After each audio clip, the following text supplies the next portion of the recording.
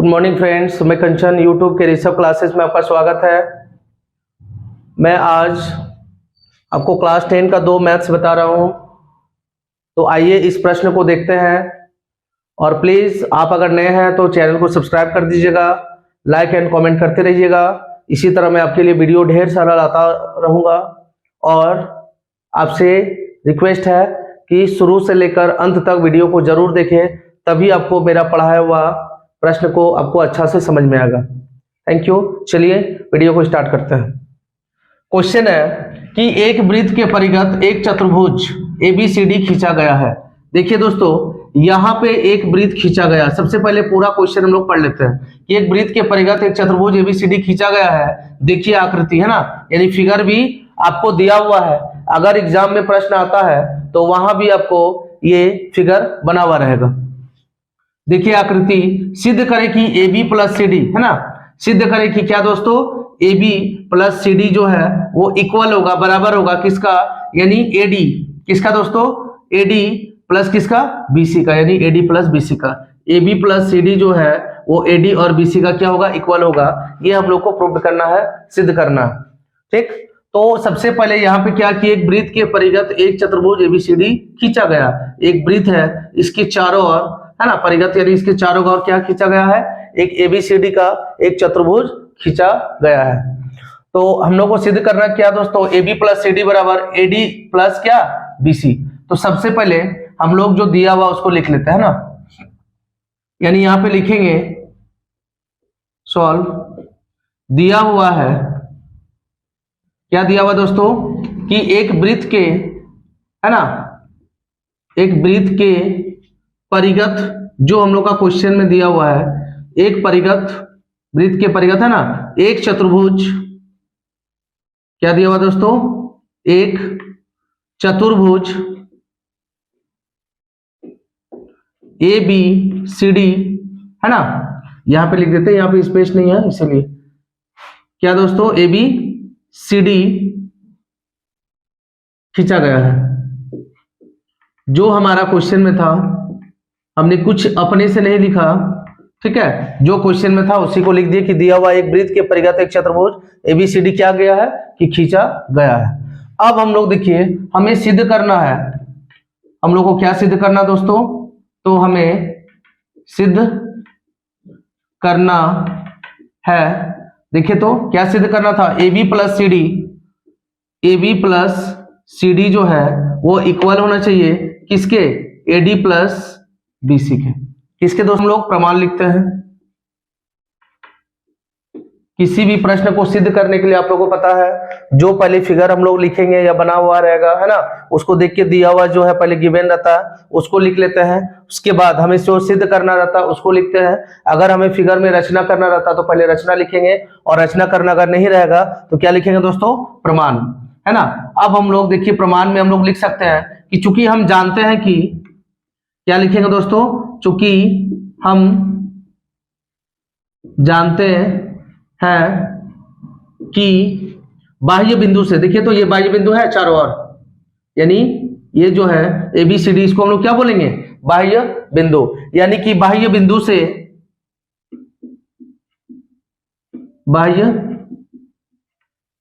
बिंदु से, देखिए तो बाह्य बिंदु से वृत्त पर खींचा गया क्या, स्पर्श रेखा है ना। बाह्य बिंदु से वृत्त पर खींची गई स्पर्श रेखाओं की लंबाइयां क्या होती है दोस्तों, बराबर होती है। लंबाइयां क्या होती है, बराबर होती है। देखिए आइए एक बार और हम लोग इसको क्या करते हैं, समझ लेते हैं पहले प्रमाण में, कि चूंकि हम जानते हैं कि बाह्य बिंदु से वृत्त पर खींची गई स्पर्श रेखाओं की लंबाइयां जो है बराबर होती है। तो कैसे होती है, जैसे हम लोग जानते हैं कि बाह्य बिंदु से, मतलब बाह्य बिंदु एक वृत्त हम लोग का दिया हुआ था, और हम लोग 4 क्या किए, बाह्य बिंदु, यानी वृत्त के बाहर जो है 4 बिंदु मान लिए, बाह्य बिंदु से वृत्त पर खींची गई स्पर्श रेखा।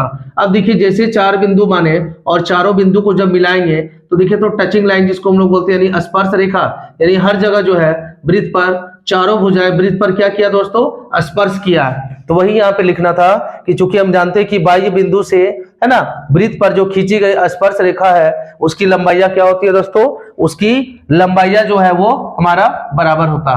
तब हम लोग लिख सकते हैं, इसीलिए लिखेंगे क्या कि एपी जितना बड़ा यानी एपी बराबर लिखेंगे एएस। क्या लिखेंगे दोस्तों, यहां से स्टार्ट करेंगे एपी इक्वल टू एएस, यानी एक बार हम लोग को अगर मान लीजिए राइट लेना तो दूसरा बार लेफ्ट लेना। AP equal to AS, AP equal to क्या लिखेंगे एएस, इसको मान लेंगे समीकरण 1। फिर हम लोग आगे आते हैं, ठीक है, यानी जो बाह्य बिंदु हम लोग का था उसी बिंदु से स्टार्ट करेंगे यानी एपी इक्वल टू एएस। चलो इस ए बिंदु के बाद आपको कौन सा बिंदु में आना है, बी बिंदु में, यानी एपी बराबर एएस लिखे। अब क्या लिखेंगे, बीपी बराबर बीक्यू। क्या लिखेंगे दोस्तों, बीपी इक्वल टू क्या, बीक्यू। कौन सा, इधर लेंगे अगर बीपी तो इधर लेंगे क्या, बीक्यू। ठीक है, अब हम लोग आगे बढ़ते हैं, इधर लेंगे सीआर, यानी ए बिंदु देखिए हो गया, ए बिंदु के बाद कौन सा बिंदु, बी बिंदु हो गया।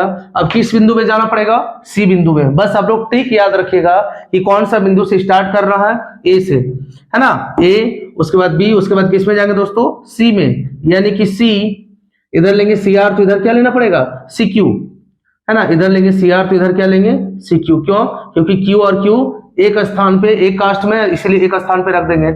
इसको मान लेंगे समीकरण 2, इसको मान लेंगे समीकरण 3, एक और हम लोग मान लेते हैं, यानी कि सीआर था ए बी सी, ये तीनों तो हो गया ए बी सी। अब बचा हुआ पार्ट कौन है दोस्तों, डी, यानी कि लिखेंगे डी, है ना, यहाँ पे क्या था सीआर, यहाँ सीआर था तो यहाँ, यानी यहाँ पे सीआर था तो यहाँ क्या लिखेंगे, डी आर और डी एस। क्या लिखेंगे दोस्तों, D R equal to D S. समीकरण क्या मानेंगे, 4। एक बार और हम लोग देख लेते हैं, एपी इजकल टू क्या लिखेंगे, एएस लिखेंगे ना दोस्तों, एपी इजकल टू एएस। फिर देखिए इधर बीपी इजकल टू क्या लिखेंगे, बीक्यू, है ना, फिर सीआर इजकल टू क्या, सीक्यू, उसके बाद क्या लिखेंगे, डीआर इजकल टू डीएस। इसको मान लिए समीकरण 1 2 3 और 4। अब हम लोग आते हैं यहाँ पे समीकरण 1 2 3 एवं 4 को जोड़ने पर, 4 को क्या करने पर दोस्तों, 4 को जोड़ने पर। देखिए तो हम लोग 4 को जोड़ते हैं, यानी कि समीकरण 1 2 3 4 आप लोगों को पता ही होगा, है ना, कि चारों समीकरण को जब जोड़ेंगे तो जोड़ने पर भी क्या करना चाहिए कि लेफ्ट को लेफ्ट के साथ ऐड करेंगे, राइट को किसके साथ दोस्तों, राइट के साथ। यानी कि हम लोग लिख सकते हैं एपी प्लस क्या, बीपी प्लस क्या दोस्तों, सीआर प्लस क्या लिखेंगे, डीआर, है ना, या स्पेस कम है, इक्वल टू हम लोग यहाँ नीचे लिख देते हैं, यानी इधर राइट तरफ आते हैं एएस। ठीक है, एएस के बाद किसको लिखेंगे दोस्तों, डीएस को लिख देंगे। क्यों लिखेंगे, चलिए बाद में पुट करेंगे, पहले हम लोग जो है उसको लिख लेते हैं। एएस प्लस में क्या लिखेंगे, प्लस में लिखेंगे बीक्यू प्लस यहाँ पे सीक्यू और प्लस यहाँ पे क्या है दोस्तों, डीएस। अब यहाँ पे आप लोग को ध्यान देना है, ये जैसा का वैसे रहेगा, कौन सा, यानी ये देखिए तो यहाँ लिखेंगे AP plus BP plus CR plus DR, ये लिख दिए इक्वल टू। इसको भी सजा के लिख लेते हैं, पहले यहाँ पे एएस था तो एएस, देखिए तो एएस के बाद इसका कैटेगरी का कौन मिल रहा है, डीएस, है ना, इसके पास भी एस है, इसके पास भी एस है, मतलब एएस प्लस डीएस। इसको बस आगे पीछे कर देते हैं, एएस के बाद किसे लिखेंगे, डीएस को लिखते हैं, प्लस यहाँ पे कौन पहले से था, बीक्यू, उसके बाद कौन था दोस्तों, सीक्यू। अब हम लोग देखिए ऐड करेंगे, यानी एपी प्लस बीक्यू बीपी और सीआर प्लस डीआर, यानी कि एपी प्लस बीपी। आप गौर कीजिएगा यहाँ पे एपी और यहाँ पे बीपी, यानी एपी प्लस बीपी, तो एपी और बीपी को जब जोड़ेंगे तो क्या आ जाएगा दोस्तों, एबी आ जाएगा, आएगा ना। इसको ऐड करने पे क्या आ जाएगा, है ना, एबी प्लस का प्लस।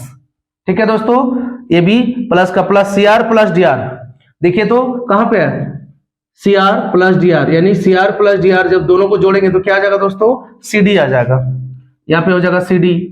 यहाँ पे देखिए क्या है, एएस प्लस डीएस, है ना, एएस प्लस डीएस, यानी कहां पे है, एएस प्लस डीएस। एएस और डीएस को जोड़ेंगे तो क्या मिल जाएगा, एडी। क्या मिलेगा दोस्तों, AD plus B Q plus C Q, है ना, बी क्यू प्लस में सी क्यू, तो क्या बोलेंगे हम लोग बीसी। बी क्यू और सी क्यू को ऐड करेंगे तो क्या मिलेगा, बीसी मिल जाएगा, यानी बी सी। देखिए तो A B plus C D बराबर A D plus B C, है ना, A B plus C D बराबर A D plus B C. यही हम लोग को क्या करना था दोस्तों, यही हम लोग को प्रूव करना था, है ना। आप वीडियो देख ही रहे होंगे तो प्लीज लाइक कमेंट करते रहिएगा कि मैं किस तरह से पढ़ाता हूं, आपको मेरा पढ़ाया हुआ पसंद आता या नहीं आता, कमेंट में जरूर बताएं। चलिए नेक्स्ट क्वेश्चन की ओर आते हैं, लेकिन उससे पहले, नेक्स्ट क्वेश्चन बताने से पहले मैं इसको मिटा दे रहा हूं, क्योंकि इस क्वेश्चन का पार्ट में यहाँ स्पेस खाली था, इसीलिए मैंने लिख दिया, है ना। आप लोग क्या कीजिएगा, वीडियो को अगर उतारना होगा तो वीडियो को रोक कर इसे उतार लीजिएगा। तो सॉरी, इसके लिए मैं मिटा देता हूं। अब देखिए नेक्स्ट क्वेश्चन नंबर 2 में आते हैं। यह क्वेश्चन है कि एक बिंदु ए से जो एक वृत्त के केंद्र से 5 सेंटीमीटर दूरी पर है, यानी कि हम लोग को क्या करना पड़ेगा दोस्तों, हम लोग को सबसे पहले एक वृत्त बनाते हैं और उसमें केंद्र ओ मानते हैं। एक क्या बनाएंगे, वृत्त, इसको मान लिए केंद्र ओ, है ना, यानी एक बिंदु ए से, एक बिंदु किससे दोस्तों, ए से। तो ऐसा करते हैं, एक बिंदु ए से जो एक वृत्त के केंद्र से 5 सेंटीमीटर की दूरी पर है, कितना सेंटीमीटर दोस्तों, 5 सेंटीमीटर मान लेते हैं, यहां पे हम लोग लिए, ठीक है। ये कितना सेंटीमीटर है, 5 सेंटीमीटर दूरी पर है। वृत्त पर स्पर्श रेखा की लंबाई 4 सेंटीमीटर है। अच्छा, मतलब ये है कि यहां से वृत्त को कोई रेखा जो है स्पर्श भी कर रहा, जिसका लंबाई कितना सेंटीमीटर है दोस्तों, 4 सेंटीमीटर है। तो वृत्त की त्रिज्या ज्ञात करें, यानी कि इसे हम लोग क्या करेंगे, मिला देंगे, है ना। यहां मान लेते ए और यहां पे मान लेते क्या दोस्तों, पी। अब देखिए जैसे वृत्त की त्रिज्या को हम लोग मिला दिए, ये क्या बन जाएगा दोस्तों, 90 डिग्री समकोण त्रिभुज बन जाएगा। आप साफ साफ देख पा रहे हैं दोस्तों। अब हम लोग डायरेक्टली क्या करेंगे, या लिख सकते हैं कि चूंकि हम लोग का दिया हुआ क्या है, ओपी बराबर, है ना, ओपी जो है, ओपी का मान हम लोग का दे रहा है 5 सेंटीमीटर, फिर एपी जो वृत्त की स्पर्श रेखा है, एपी इक्वल टू दे रहा क्या दोस्तों, 4 सेंटीमीटर। और हम लोग बोल सकते हैं एंगल ए बराबर कितना डिग्री, 90 डिग्री। क्या दोस्तों, एंगल ए बराबर 90 डिग्री। ओके, चलिए हम लोग आगे बढ़ते हैं। अब हम लोग सबसे पहले लिखेंगे कि ट्रेंगल एओपी में, है ना, sorry OAP, triangle O A P में। क्यों दोस्तों, क्योंकि एक समकोण त्रिभुज है ना, ओ ए पी, ये क्या है, समकोण त्रिभुज है।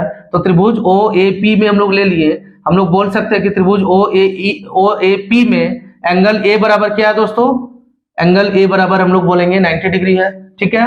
अब हम लोग बोल सकते हैं, देखिए तो, कि पाइथागोरस प्रमेय का सूत्र से हम लोग इसको सिद्ध कर सकते हैं, मतलब कि जो वृत्त का त्रिज्या था उसकी लंबाई निकालना, देखिए वृत्त की त्रिज्या को निकालना है, आराम से निकालेंगे, किससे दोस्तों, पाइथागोरस प्रमेय से। किससे निकालेंगे, पाइथागोरस प्रमेय से, है ना। पाइथागोरस प्रमेय से ही क्यों निकालेंगे, क्योंकि देखिए ये कर्ण, ये लंब और ये आधार, यानी कि आधार को निकालना, कर्ण का मान दे रहा, लंब का मान दे रहा, तो हम लोग आधार इजी तरीका से निकाल सकते हैं। यानी कि पाइथागोरस प्रमेय से हम लोग क्या बोलेंगे, हम लोग बोल सकते हैं ओए को निकालना है, यानी आधार को, तो ओए का स्क्वायर बराबर क्या हो जाएगा दोस्तों, ओपी का स्क्वायर माइनस, यानी कि कर्ण का स्क्वायर से, है ना, लंब का स्क्वायर को क्या करेंगे, माइनस करेंगे। ओपी का स्क्वायर माइनस क्या हो जाएगा दोस्तों, एपी का स्क्वायर। ओपी का स्क्वायर माइनस क्या हो जाएगा दोस्तों, एपी का स्क्वायर। अब देखिए ओए का स्क्वायर यहाँ पे था, तो ओए को निकालना, ये जैसा का वैसे ही रहेगा। ओपी का स्क्वायर, ओपी की जगह कितना दोस्तों, एक काम करते हैं, स्क्वायर को हटाते हैं, जैसे स्क्वायर हटाएंगे तो इधर क्या चल जाएगा, रूट। आपको पता ही है स्क्वायर हटेगा, जैसे स्क्वायर हट जाएगा तो इधर रूट चल जाएगा। यानी ओपी बोल रहा था, ओपी की जगह 5 सेंटीमीटर है, 5 का स्क्वायर। एपी बोल रहा था, एपी की जगह 4 सेंटीमीटर है, इसका 4 का स्क्वायर। अब देखिए जैसे हम लोग क्या करेंगे, 5 का स्क्वायर करेंगे तो यानी 25 आ जाएगा, 4 का स्क्वायर करेंगे 4 गुनी 4 यानी 16 आ जाएगा, है ना। तो हम लोग इसको बोल सकते हैं 25 से 16 घटेगा तो रूट अंडर 9, और 9 को क्या लिखेंगे, 3 गुने 3 लिख सकते हैं। और जब रूट अंडर में 2 कॉमन आएगा तो 1 हम लोग का निकल जाएगा बाहर, यानी कि हम लोग बोल सकते हैं, ठीक है, कि वृत्त का त्रिज्या, अतः क्या लिखेंगे दोस्तों हम लोग का, कि वृत्त का त्रिज्या जो है, वृत्त की त्रिज्या कितना सेंटीमीटर है, 3 सेंटीमीटर है ना। हम लोग क्या कर सकते हैं, हम लोग बोल सकते हैं। बस इसे आप आसान तरीके से सॉल्व कर सकते हैं, तो प्लीज वीडियो को लाइक एंड कमेंट करते रहें।